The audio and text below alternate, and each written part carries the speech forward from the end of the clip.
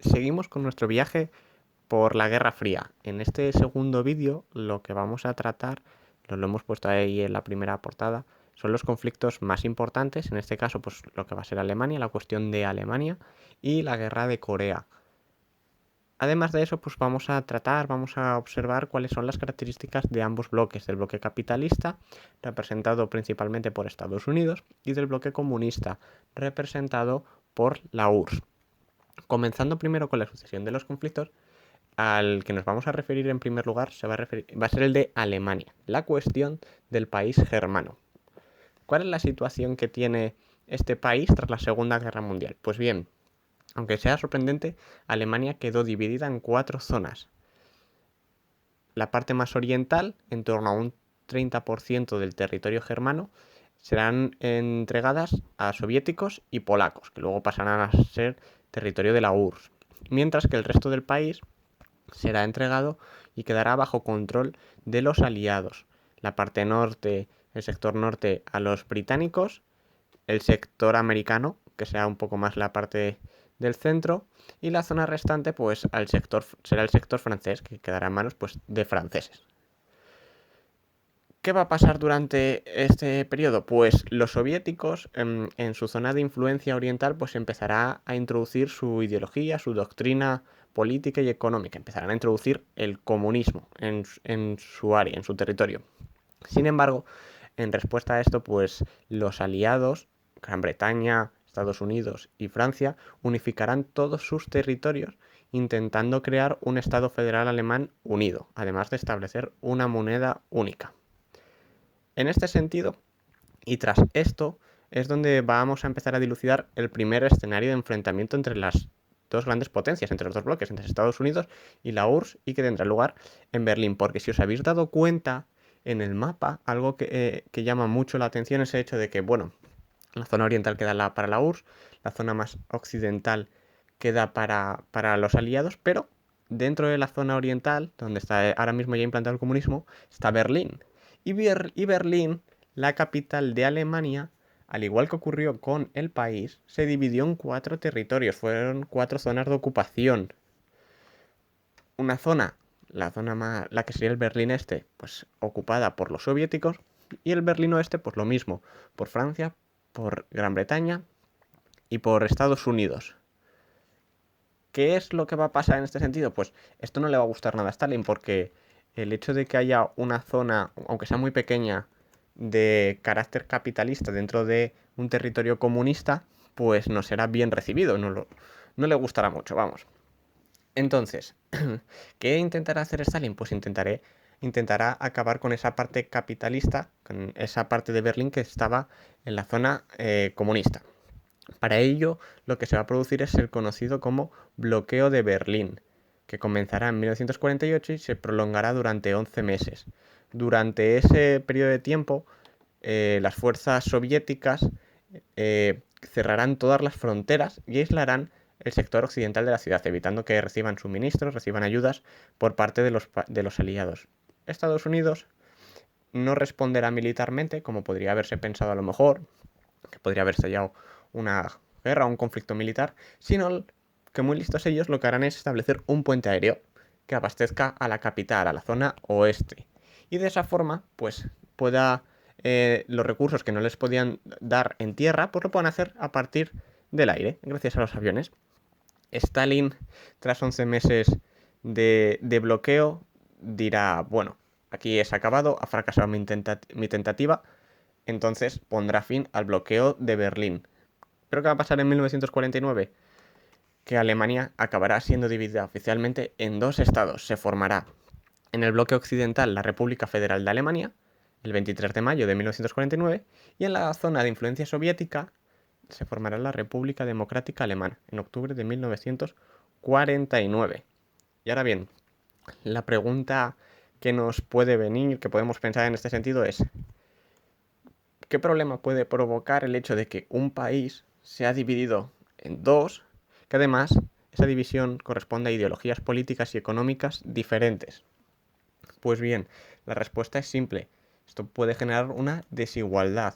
El hecho de que un territorio se desarrolle mucho más rápido, crezca de forma más acelerada, económicamente se encuentre mejor que el otro territorio y por lo tanto hay una desigualdad entre uno y otro territorio. Y esto es lo que va a pasar. Con respecto a la República Federal de Alemania, la zona occidental, la que va a estar dentro del bloque capitalista. Tras la formación de su estado, lo que se va a producir es una rápida reconstrucción del país por la recuperación económica del plan Marshall. Ya hablamos antes en el anterior vídeo de lo que fue el plan Marshall.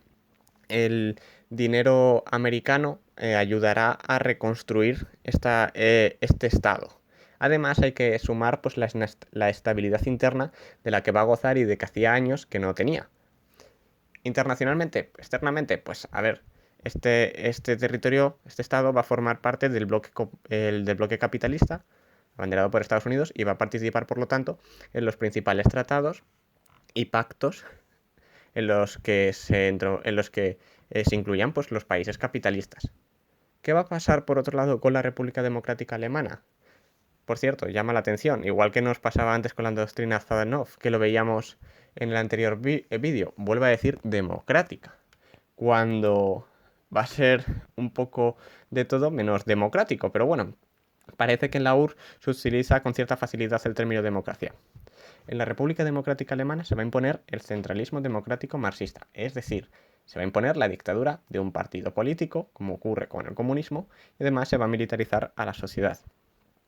De forma internacional, pues bueno, lo mismo que ocurre con la zona occidental, va a formar parte de las políticas internacionales del bloque comunista, como la Comecon, por ejemplo. Sin embargo, ¿qué es lo que va a pasar a medida que pase el tiempo? Pues que va a surgir la desigualdad. La zona soviética, el Berlín Este, va a ver que su meta de alcanzar la zona capitalista, la parte de Berlín Oeste, va a ser un sueño, que va a ser una ilusión. No tienen materiales, no tienen la industria tan desarrollada y por lo tanto no tienen los suficientes recursos como para avanzar o superar a su estado vecino. ¿A esto qué se suma? Pues que entre 1949 y 1961 va a producirse una huida masiva de ciudadanos alemanes de la República Democrática Alemana a la República Federal de Alemania.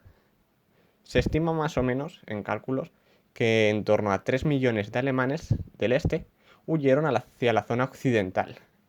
Esto no le gustará nada a la URSS, no le gustará nada por el hecho de que verán que es como una propaganda muy negativa. Oye, huimos de aquí porque no tenemos las condiciones, no tenemos la calidad de vida que queremos, pero sin embargo nuestro estado vecino sí la tiene. Están más desarrollados, económicamente está mejor, y entonces por eso mismo van a empezar a huir la población. En 1958 la URSS intentó ponerle problema a esta huida masiva de sus ciudadanos y entonces lo que exigió es que la zona de Berlín Oeste, la zona capitalista, pues se integrase dentro del bloque comunista. O si no, se convirtiese en una zona neutral bajo control de la ONU. Y en este sentido, Estados Unidos dirá, no, no, no, para nada, se opondrá, no aceptará el trato o las exigencias de la URSS, mejor dicho. Y en 1961, como consecuencia de esto, pues por iniciativa de las autoridades de Berlín Este, lo que se construirá es un muro, el muro de Berlín. Sonará ya. Este muro será construido en una sola noche. Se levantará del 12 al 13 de agosto de 1961. Y es aquí donde podemos recuperar la frase de Winston Churchill, el primer ministro británico, cuando dijo telón de acero. Es un telón, ya no acero, de hormigón, pero que ya sí que está dividiéndose Europa, en este caso Berlín, y hay algo que no es simbólico, no es imaginación, sino que ya hay algo físico, un verdadero muro. Además de eso, por lo menos por cercanía, tendréis que saber que en el Parque Europa tenemos una parte auténtica, un fragmento auténtico del muro, y entonces si no lo sabéis, ahí tenéis en la foto, lo podéis buscar e ir a ver en el Parque Europa. Con respecto al otro conflicto que se va a desarrollar durante estos primeros años de la Guerra Fría. Esta será la Guerra de Corea. Tras la derrota de Japón, la derrota que va a sufrir en la Segunda Guerra Mundial, Corea será, entre comillas, liberada del control del imperio japonés. ¿Y por qué decimos entre comillas? porque su liberalización se producirá gracias al hecho de que la zona sur, la que será Corea del Sur, invadirán ejércitos americanos, y la zona norte, Corea del Norte, la invadirán ejércitos soviéticos. Pero hasta que no se marchen no podremos decir una liberalización completa, ¿o no? ¿Por qué? En 1949, Corea finalmente se dividirá en dos estados, siguiendo el paralelo 38. Y en este caso lo que se establecerá es un estado socialista, un estado comunista en el norte, que será dirigido por Kim Il-sung. Es una dinastía que aún todavía se mantiene en Corea del Norte.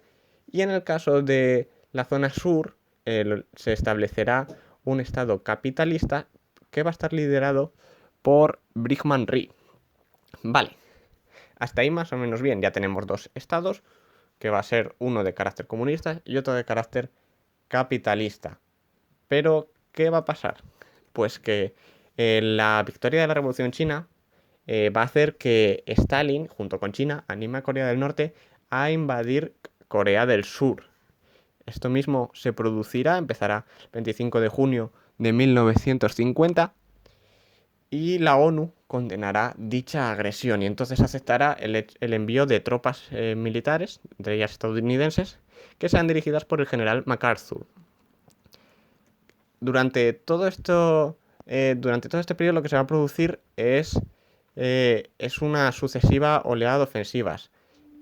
En unos pocos meses, Corea del Sur pudo haber caído. El 14 de septiembre de 1950, los ejércitos de la ONU, principalmente los ejércitos americanos, estaban a punto de ser derrotados, pero luego todo esto se produjo un vuelco, consiguieron contraatacar, avanzar hasta Corea del Norte, y el 25 de noviembre de 1950 los ejércitos comunistas pudieron haber perdido.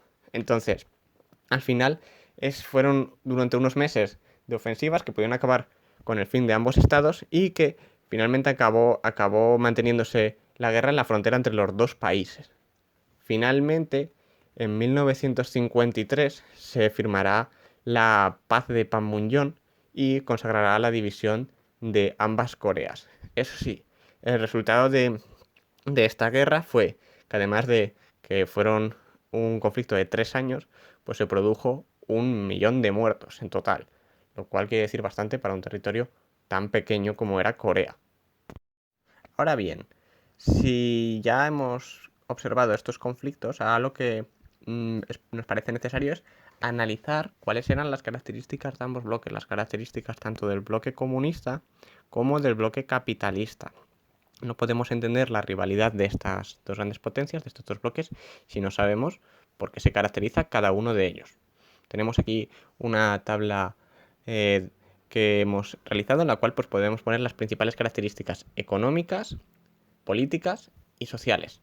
En el caso de Estados Unidos, lo que se va a caracterizar es por la pluralidad de partidos. El sistema político estadounidense se basa en una alternancia, pero de dos partidos políticos. Lo habréis oído ahora, siempre que hay elecciones. Estados Unidos, el Partido Demócrata, de un carácter un poco más progresista y para estar partidario de promover reformas que pongan fin a la segregación racial que se estaba dando en aquellos tiempos en Estados Unidos, así como de reformas sociales para paliar las desigualdades. Destacarán figuras como por ejemplo el presidente Kennedy, y luego el Partido Republicano, que es más conservador y va a defender que se reduzca al máximo por la intervención que tenga el Estado. Ahí van a destacar figuras como será por ejemplo Eisenhower o el presidente Nixon también, los dos presidentes. Esta pluralidad de partidos, el Partido Demócrata y el Partido Republicano, se contrasta con lo que pasa en la URSS. Si recordáis, el comunismo defiende la existencia de un sistema político que se fundamente en el poder de un único partido, la dictadura del Partido Comunista, el PQS. Todo esto va a quedar en manos de este partido y como consecuencia pues la oposición será perseguida y no se van a respetar esas libertades. Además de eso, pues alrededor del Partido Comunista se va a crear una clase política que va a controlar todas las características, todos los resortes del Estado. Todo se controla a partir del Estado. Y va a gozar además de privilegios económicos, que esto luego tendrá un poco de coalición con respecto al modelo social de la URSS, que establece una ligera igualdad, una mayor igualdad entre los ciudadanos, pero que siempre las zonas, los altos mandatarios, gozarán de un prestigio económico mayor que el resto del pueblo. Con respecto a la economía, que esta sí que es una característica muy importante. En Estados Unidos la economía se va a basar en la economía capitalista de mercado y de propiedad privada. La potencia, lo que es Estados Unidos, se va a basar en apoyar, va a tener importancia por su preponderancia a nivel mundial en la economía. El papel que juega Estados Unidos, por ejemplo, con el Plan Marshall, va a ser brutal, a lo cual hay que añadir el hecho de que van a tener grandes alianzas militares y un gran ejército, y que van a estar presentes en los organismos internacionales de los cuales muchos van a dirigir. En el sistema de economía de mercado, lo que destaca es el sistema de oferta y demanda. Es decir, aquí son dos elementos que se van a encargar de regular la propia economía. Si hay una mayor oferta de un producto y la demanda es escasa, pues ese producto valdrá poco. Sin embargo, si la oferta de ese producto es escasa, si yo ofrezco 5 productos y lo demandan 50 personas, ese producto va a valer muchísimo. Más o menos como pasó con el crack del 29. Si yo ofrezco miles y miles y miles de acciones y la demanda que hay sobre ellas es cero, el precio de las acciones se va a reducir a la nada, a lo que yo pueda venderlo, porque nadie las quiere comprar.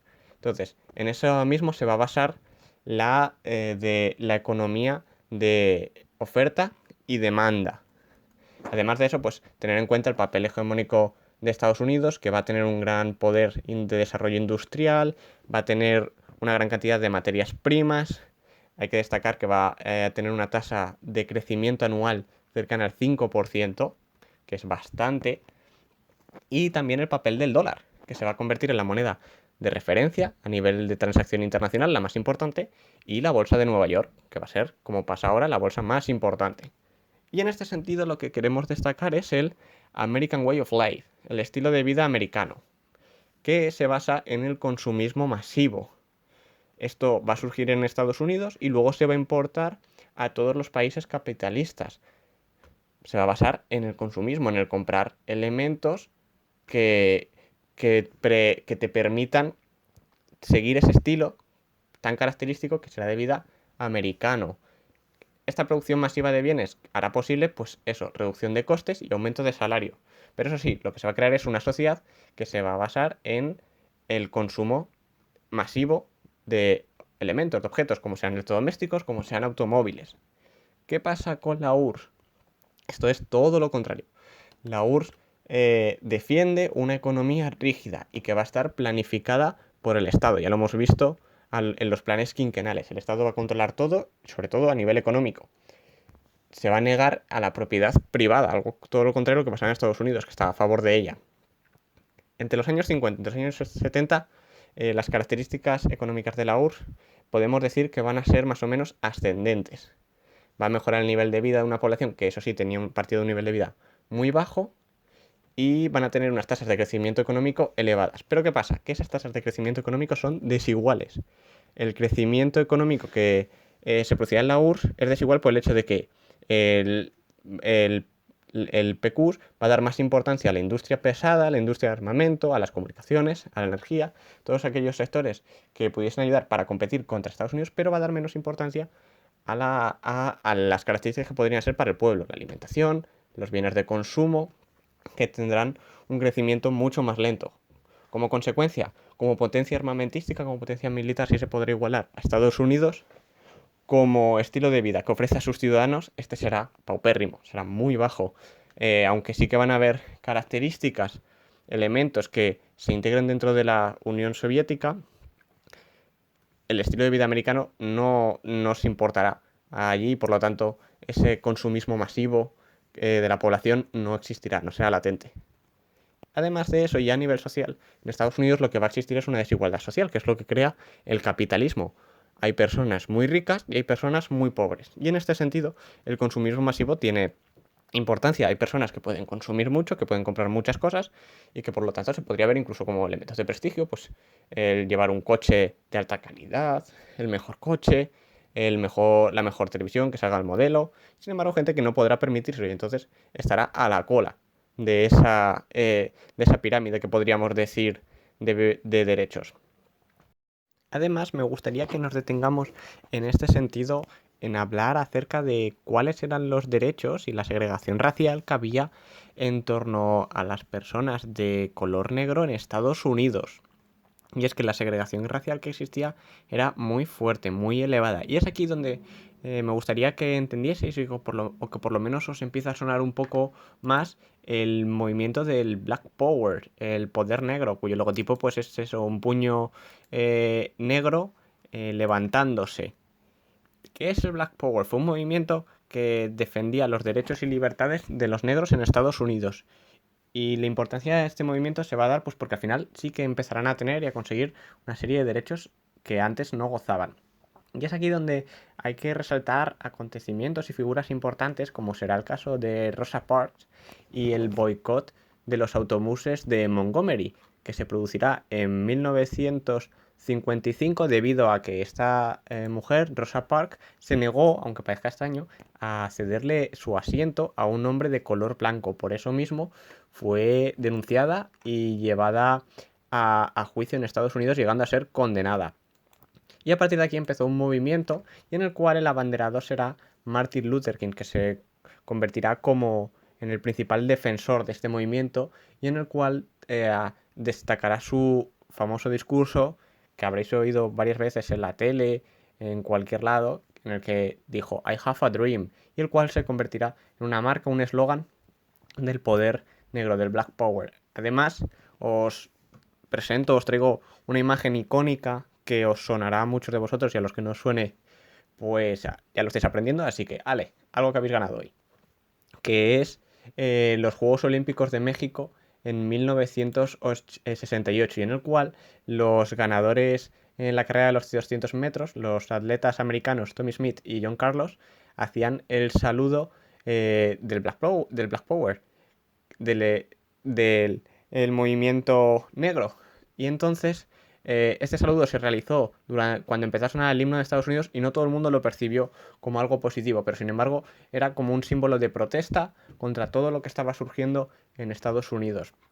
Además también es importante que conozcáis cómo esta desigualdad de clases va a llevar también a otro movimiento que va a surgir entre los años 60, entre los años 70, y que va a tener su principal factor en el hecho de que una parte de la sociedad va a estar en contra del consumismo y de la intervención de Estados Unidos en Vietnam. Habrá muchas personas, sobre todo los más jóvenes, que no querrán intervenir en una guerra en la que pensaban que no pintaban nada. Y este movimiento se gestará formando lo que se conocerán como los hippies, que eso sí que os sonará más. Y por otro lado, con respecto a la Unión Soviética, pues el modelo económico, el modelo social, perdón, va a ser un poco diferente a Estados Unidos por el hecho de que va a ser, en teoría, más igualitario. El comunismo defiende la igualdad entre todas las personas. No hay, en teoría, ni clases altas ni clases bajas, todos somos iguales. Tenemos un modelo social mucho más homogéneo, pero el nivel de vida es más bajo. Durante los años de la Guerra Fría, pues en la URSS sí que se van a producir mejoras, cambios, como que se van a permitir gracias a la mejora de la economía, como por ejemplo las pensiones, el derecho de que los ciudadanos puedan tener un trabajo, pues vacaciones pagadas, la vivienda, educación, sanidad, pero los indicadores de progreso social no serán tan elevados como en los países capitalistas, y además de eso, pues sí que van a haber personas en las altas cúpulas que sí que se caracterizarán por tener un poder adquisitivo que se saldrá de la media, y por lo tanto pues podemos hablar de una sociedad más o menos homogénea. Como siempre, hay unos estamentos o personas mucho más altas que tienen un poder adquisitivo mayor, pero en general va a ser homogéneo, aunque eso sí, el estilo de vida será mucho más bajo que en el caso del bloque capitalista.